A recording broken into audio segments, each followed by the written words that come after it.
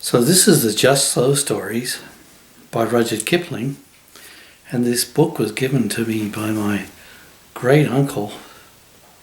So I probably got it when I was 1 or 2.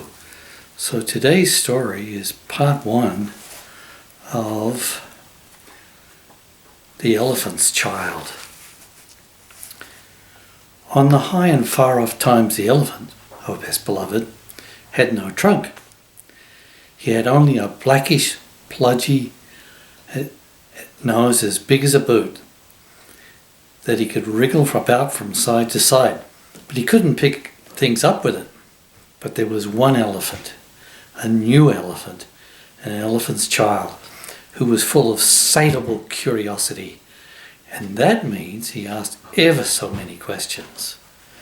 And he lived in Africa, and he filled all Africa with his satiable curiosities. And he asked his tall aunt, the ostrich, why her tail feathers grew just so. And his tall aunt, the ostrich, spanked him with her hard claw. And he asked his tall uncle, the giraffe, what made his skin spotty. And his tall uncle, the giraffe, spanked him with his hard hoof. And still he was full of satiable curiosity. And he asked his broad aunt, the hippopotamus, why her eyes were red. And his broad aunt, the hippopotamus, spanked him with her broad hoof. And he asked his hairy uncle, the baboon, why melons tasted just so. And his hairy uncle, the baboon, spanked him with his hairy paw. And still he was full of satiable curiosity. And he asked questions about everything that he saw, or heard, or felt, or smelt, or touched. And all his uncles and aunts spanked him, and still he was full of satiable curiosity. Then one fine morning, in the middle of the procession of the equinoxes, this satiable elephant's child asked a fine new question that he had never asked before. He asked, what does the crocodile have for dinner? And then everybody said, hush, in a loud and dreadful tone. And they spanked him immediately and directly, without stopping for a long time.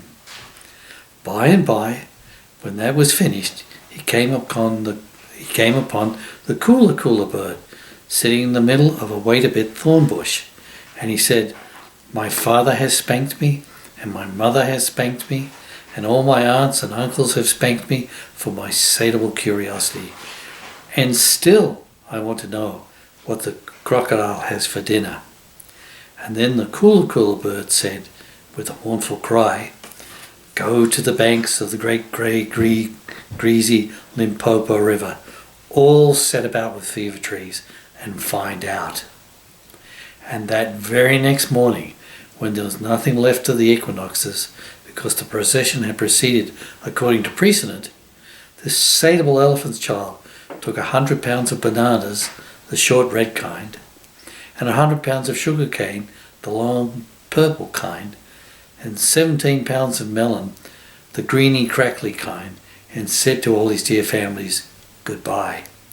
I am going to the great green greasy Limpopo River, all set about with fever trees, to find out what the crocodile has for dinner. And they all spanked him once more for like, though he asked them most politely to stop. Then he went away a little warm, but not at all astonished, eating melons and throwing them right about because he couldn't pick them up.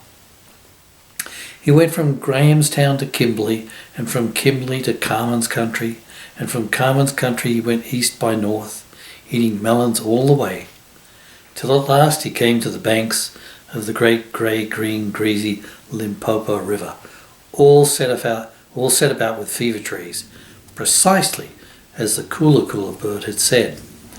Now you must know and understand, O best beloved, that till that very week and day and hour and minute, this satiable elephant's child had never seen a crocodile, and he did not know what that one looked like. It was all in his satiable curiosity. The first thing he found was a bicoloured python rock snake curled around a rock. "Excuse me," said the elephant's child, most politely, "but have you seen a thing such a thing as a crocodile in these promiscuous parts. Have I seen a crocodile? Said the bicoloured python rock snake in a voice of dreadful scorn. What will you ask me next? Excuse me, said the elephant's child, but would you kindly tell me what he has for dinner? And then the bicoloured python rock snake uncurled himself very quickly from the rock and spanked the elephant's child with his scalesome, flailsome tail. That is odd, said the elephant's child, because my father and mother and my uncle and my aunt, not to mention my other aunt, the hippopotamus, and my other uncle, the baboon, have all spanked me for my satiable curiosity, and I suppose this is the same thing.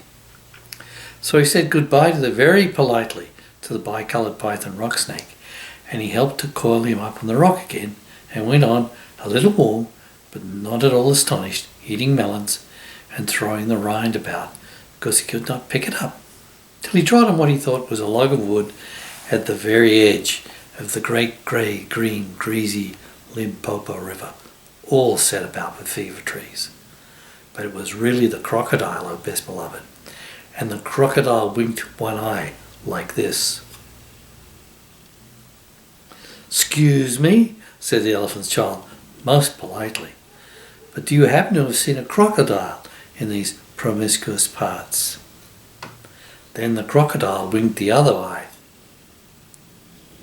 and lifted his tail out of the mud, and the elephant's child stepped back most politely, because he did not wish to be spanked again.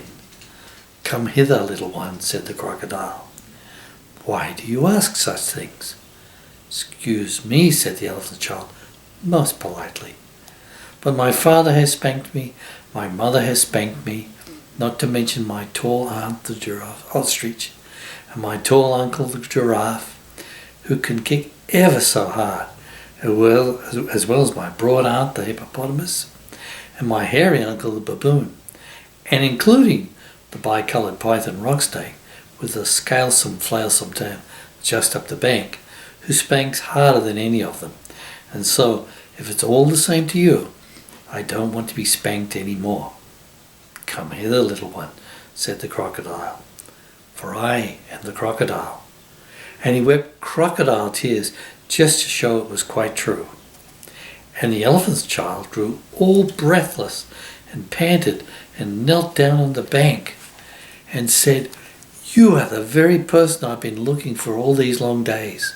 Will you please tell me what you have for dinner?